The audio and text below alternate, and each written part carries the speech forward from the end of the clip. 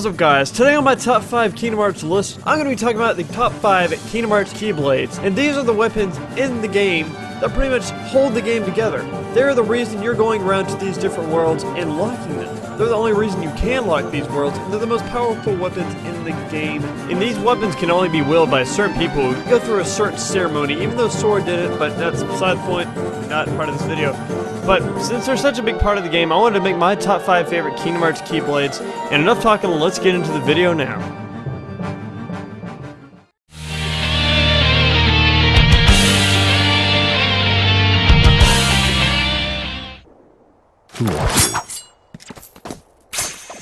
Well, I'm not sure we should... At number 5 on the list, we have the Finrar Keyblade.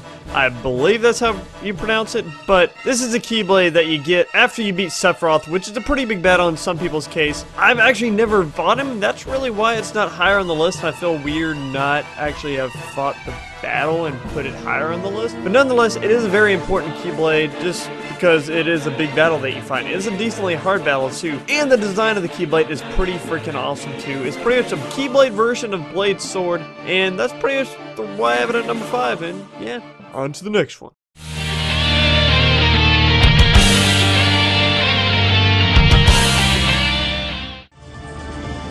The Keyblade shouldn't stay broken like this. Join me now. We can complete the Keyblade!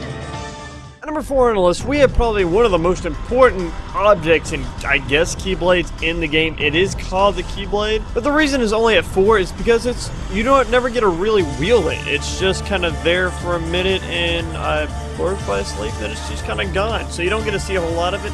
But it is pretty much a Keyblade that controls everything. It can open the door, the Kingdom Hearts, and this design's pretty damn awesome too, made of 2 Keyblades, and it's more like a sword. That's why I don't know if I want to call it a Keyblade or not, even though that's its name. But it is nonetheless a very important Keyblade and a very awesome one too. And this is why the Keyblade is number 4 on my list.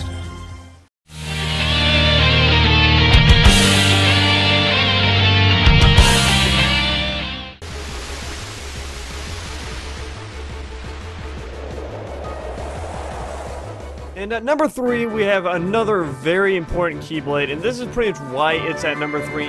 I know a lot of people may not like the design. I actually like the design. It's nice, simple, and clean, and it is the Kingdom Key, which is wielded by Sora. It is this chosen Keyblade, and overall, it might not be the strongest one, but is this Keyblade you start out with? Roxas starts out with it, and you start out with it in Kingdom Hearts and Kingdom Hearts 2. That's pretty much why it is number 3, just for the fact that it is their chosen Keyblade, and it's got a nice slick design too. That is why the Kingdom Key is number 3 on my list.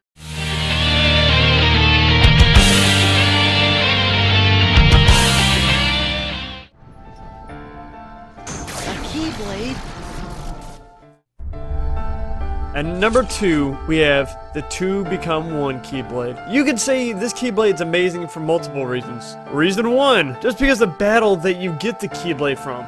It's the first time you get to play against Roxas or fight Roxas as Sora, and it's just an amazing battle, one of my favorites as a whole in the game. Number 2, the badass design of it. It has the light and darkness and the organization feel to it. The design is just insane.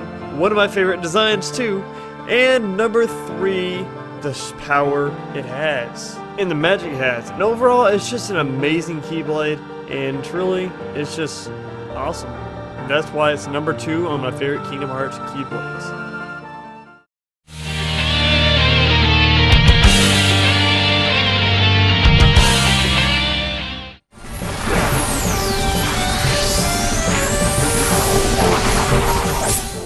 And finally, at number 1, we have Oblivion and Oathkeeper. You may be wondering why I put these two together, but I mean really, how can you separate these 2 Keyblades and say they have the same feel and same impact as they do together?